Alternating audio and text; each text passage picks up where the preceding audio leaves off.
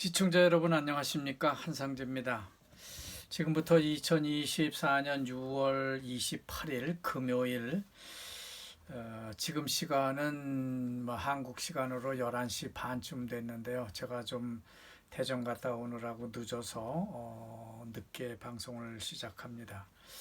어쨌든 지금부터 한상재와 함께하는 인도네시아의 자연이 그리워 방송을 시작하겠습니다. 오늘 콤파스 신문은요, 아주 특이하게도 발행 59주년을 기념하는 그런 기사가 전면을 ESG라고 하는 내용으로 전면을 덮고 있습니다. 제목도요, 지구를 복원하는 세대 이렇게 잡았습니다.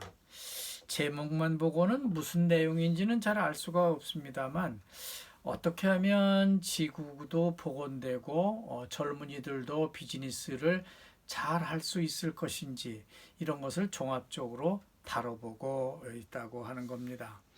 그래서 좀 더 제가 자세히 읽어보니까 내용도 길고 상당히 이해하기 힘든 부분도 많습니다. 하지만 콤파스 신문 내용 포럼 중에서요, 두 분의 발표 내용을 간추리고 있는데 그걸 좀 알아보겠습니다. 이분이 누군지는 잘 모르겠습니다만 먼저 누그라하 씨의 발표입니다. 현재 지구의 상태가 별로 좋지 않기 때문에 비즈니스 프로세스에는 그 환경을 보호하는데 더욱 중점을 두는 새로운 그 생산 내지는 소비 패턴, 유통 프로세스가 필요하다고 하는 주장을 하고 있습니다. 지구가 더 이상 인간이 살기에 적합하지 않기 때문에 경제 활동과 인간이 사는 그런 생활 공간이 없어졌다고 하는 겁니다. 따라서 날로 그 현실화되고 있는 그 기후 변화 문제로 인해서 지난 몇 년간 불안과 걱정을 안고 살아온 세계 시민들은 이러한 결과를 받아들일 수밖에 없다고 하는 것이죠. 기후 변화로 인한 생태계 파괴의 영향은 환경 훼손에서부터 코로나19 같은 질병의 출현, 또 사회적 갈등, 점점 더 심화되는 빈곤과 그 불평등의 그런 그 확대 등 아주 다양한 형태로 나타나고 있다고 이 사람은 관측을 하고 있습니다. 인구가 증가함에 따라서요, 지구 환경 파괴는 계속될 것이라는 것은 두말할 나위도 없다. 이렇게 또 말합니다. 인구가 증가함에 따라서 식량이 부족하게 되고요. 주택도 부족하기 때문에 그 필요성은 계속해서 문제가 될 것이라고도 말합니다. 위협적인 또 다른 문제가 있다면은 모든 품질의 저하라고 하는 것입니다. 그 다음 다르마 푸트라 씨의 발표 내용인데요. 이분은 2024년 글로벌 리스크 보고서를 보고 크게 충격을 받았다고 말합니다. 향후 10년 동안 기후변화로 인한 그 리스크가 점차 전 세계 생활을 지배하게 될 것이라고, 영향을 받을 것이라고 보고 있는 겁니다. 10년 내 글로벌 위험 요소 중에서 가장 높은 순위는 다름 아닌 기상변화, 기상이변과 지구 시스템의 중대한 변화라고 말합니다. 생물 다양성의 파괴, 그리고 생태계의 붕괴, 또 천연자원도 부족할 것이라고 말합니다.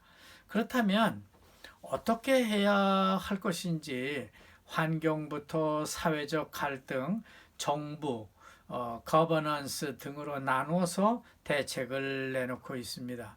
먼저 환경 문제를 보겠습니다. 어떤 그 조직체, 오거나이제이션이 그 자연을 관리하는 방법을 고려하라고 말합니다. 이럴 경우에 기후변화, 천연자원의 사용, 오염과 폐기물, 또 생물의 다양성 등이 포함되어야 한다고 주장합니다. 예를 들면 낮은 에너지 소비, 그러니까 에너지를 적게 소비하고 산업 폐기물을 잘 관리하고 또 친환경 원료를 사용하라고 하는 것이죠. 그 다음은 그 사회적 문제, 소셜 프로블럼입니다. 어떤 어떤 조직이요, 어떤 조직이 그 직원을 채용하고 또 그런 공급해주는 업체 또는 고객, 그 회사의 고객이나 그 조직이 있는 그 주변, 지역사회, 커뮤니티 등의 여러 당사자와의 관계를 관리하는 방법을, 그런 거버넌스 하는 방법을 고려해야 할 것이다 라는 것입니다. 예를 들면은 남녀 평등의 문제도 고려해야 되고요. 조직 내에서는 장애인과 근로자가 장애인 근로자가 참여하는 그런 방법을 고려해야 되고, 또 근로자의 역량을 강화할 수 있는 그런 교육 프로그램 공간도 있어야 한다고 말합니다. 마지막으로 거버넌스인데요. 우리말로는 뭐라고 말해야 좋을지 모르겠는데 하여튼 통제라고 말하는 것이 옳을 것 같습니다. 리더십이나 투명성 혹은 조직적 책임과 관련된 사항을 말하고 있는 건데요. 정직하게 사업을 운영해야 하고, 또 조직 내에서는 부정부패를 막기 위한 SOP, 즉 그런 그 절차와 어떤 통제 관리 방법을 준수해야 할 것이라고 주장합니다. 이런 것을 통틀어서 ESG라고 말하고 있는데요. 이 말은 Environment, Social and Governance를 말하고 있는 겁니다. 이걸 줄여서 ESG라고 말한 것이죠.